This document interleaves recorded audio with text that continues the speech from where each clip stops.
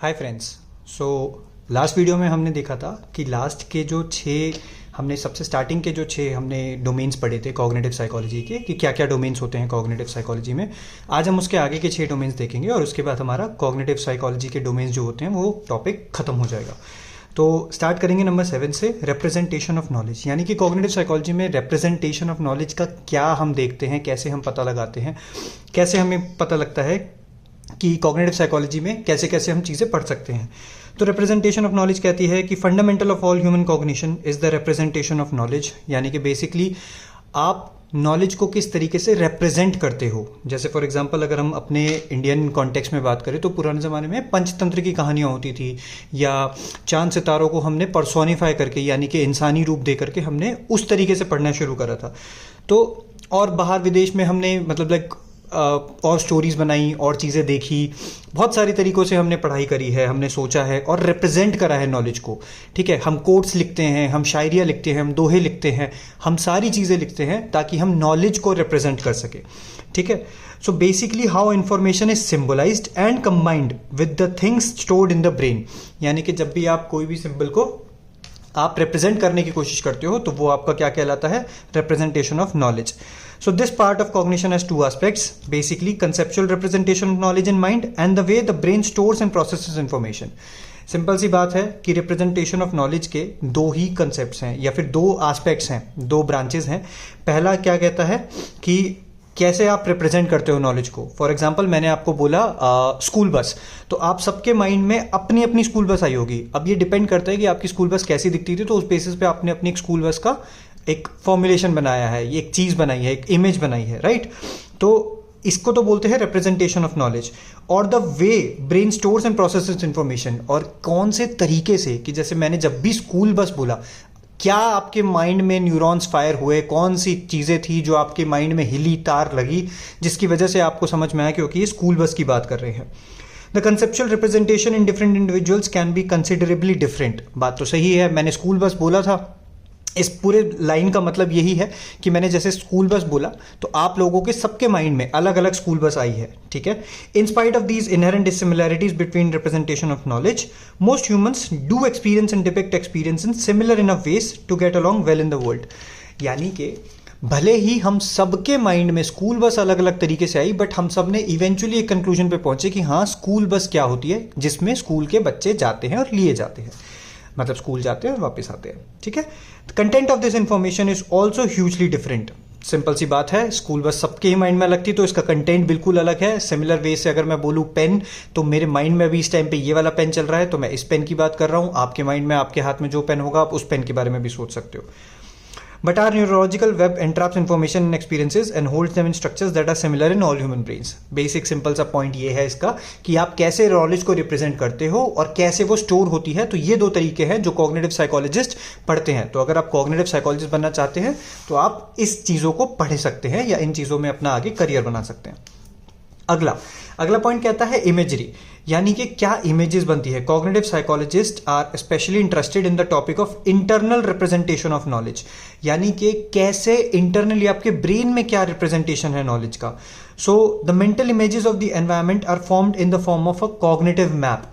यानी कि कोई भी मेंटल इमेज जो आपकी किसी भी चीज़ की बनती है वो एक कॉग्निटिव मैप की तरह होती है। फॉर एग्जांपल अगर मैंने लास्ट एग्जांपल के तौर पे लेते हैं स्कूल बस में आपके कोई भी मेंटल इमेज बनेगी वो उस बेसिस पे बनेगी कि आपका क्या एक्सपीरियंस था अपनी स्कूल बस के साथ में। आप स्कूल में जाते जाते मस्ती करते हुए जाते थे तो अलग बात है, आप सबसे आगे ड्राइवर की सीट के जस्ट पीछे बैठते थे तो अलग बात है, लास्ट बेंच पे बैठते थे तो अलग बात है। So, a type of internal representation of the juxtaposed buildings, streets, signs, spotlights and so on. बहुत सिंपल सा ये लाइन है, इसका बहुत ज़्यादा मतलब है नहीं। ठीक है, ये आपका सिंपली ये बात बोलता है कि हमें क्या चीज़ें हैं जो हम इंटरनली रिप्रेजेंट करते हैं ताकि हम ये डिफाइन कर सके कि हमने वो कौन सा ऑब्जेक्ट देखा है। जैसे स्कूल के अगर मैं बात करूँ, स्कूल मैंने बोला सिंपली स्कूल, तो आप वो बिल्डिंग इमेजिन करोगे जिस स्कूल में आप पढ़ने जाते थे और कैसे वहाँ पे लाइटें थी, क्या रोड्स थी, वो सारी चीज़ें। From the cognitive maps we are able to draw out significant cues. ठीक है, यानी कि हमें जब भी कोई इन्फॉर्मेशन चाहिए होती है हम उस कॉग्निटिव मैप में रेफर करके निकाल लेते हैं. Although the experimental study of mental imagery is relatively new to psychology, some significant research has recently been reported. बहुत सिंपल सी बात है कि इमेजरी वाले पॉइंट पे या इमेजरी वाले कंसेप्ट में हमने अभी रिसर्च करना शुरू करा है. ठीक है, ओके, आगे बात करते हैं. Language. One form of knowledge shared by all human societies is the knowledge of language. यानी कि हम सारे की सारी ह्यूमन सोसाइटीज में एक लौती चीज क्या कॉमन है? लैंग्वेज. अलग अलग हो सकती है बट कॉमन है language. Language is the principal means by which we can acquire and express knowledge. Simple सी बात है, आज हम बात कर पा रहे हैं, मैं हिंदी में बोल रहा हूं, आप इंग्लिश में भी समझ रहे हैं, हम वैसे इंग्लिश में वार्तालाप कर रहे हैं. ठीक है, तो हम सारी की सारी लैंग्वेजेस पढ़ते हैं. कोई अभी इस चीज़ को मैथिली में समझ सकता है, कोई इस चीज़ को हरियाणवी में समझ सकता है, जैसे भी. Okay, the study of how language is used is a central concern of cognitive psychology. Simple सी बात है कि अगर आप कुछ चीज़ सोचना चाहते हो और उसको बताने का तरीका सिर्फ लैंग्वेज है, तो आपको एज अ कॉग्निटिव साइकोलॉजिस्ट उसको समझना सबसे ज़्यादा इंपॉर्टेंट है कि क्या है लैंग्वेज, क्यों है लैंग्वेज, क्यों हम एक को एक बोलते हैं और एक को दो नहीं बोलते हैं. बड़ा ही कंफ्यूजिंग स्टेटमेंट है, पर आगे बढ़ते हैं. Thus, the study of how language is used is a central concern of cognitive psychology. Human language development represents a unique kind of abstraction which is basic to cognition. देखो, जो human language की development है ना, वो एक unique abstraction है. Abstraction मतलब उसको निकालने का तरीका, यानी कि एक अपने आप में एक यूनिक कंसेप्ट है जो कि हमारा कॉग्निशन का बेसिक हिस्सा बनता है कि कैसे हम लोग दुनिया को परसीव करते हैं. Language processing is an important component of information processing and storage. यानी कि किस तरीके से आप लैंग्वेज को प्रोसेस करते हो, ये एक बहुत इंपॉर्टेंट कंपोनेंट बन जाता है किस चीज़ का? इंफॉर्मेशन को प्रोसेस करने का और उसको स्टोर करके रखने का. Language also influences perception, fundamental aspect of cognition. यानी कि आप क्या चीज़ परसीव करोगे. जैसे फॉर एग्जाम्पल मैंने बोला खाट. अब खाट बहुत सारे लोगों को समझ में आ सकती है, बहुत सारे लोग ऐसे भी होंगे जिनको नहीं पता है. हो सकता है उनके उसमें चारपाई बोलते हो सकता है उनके लैंग्वेज में पलंग बोलते हो. तो ये एक परसेप्शन है. मैंने खाट बोला तो उन लोगों को परसीव हो जाएगा खाट जो लोग समझते हैं, लेकिन जिन लोगों को पलंग परसीव होता है वो पलंग समझेंगे, जिन लोगों को बिस्तर परसीव होता है वो बिस्तर समझेंगे, ऐसे. ठीक है, अगला देखते हैं. डेवलपमेंटल साइकोलॉजी बहुत बेसिक है, ये कंसेप्ट हम आगे भी पढ़ेंगे, आगे भी समझेंगे, पर अभी के लिए बेसिक समझ लो कि डेवलपमेंटल साइकोलॉजी क्या चीज़ है. Developmental psychology is another important area of cognitive psychology that has been intensely studied. यानी कि उस पर बहुत रिसर्च हुआ है.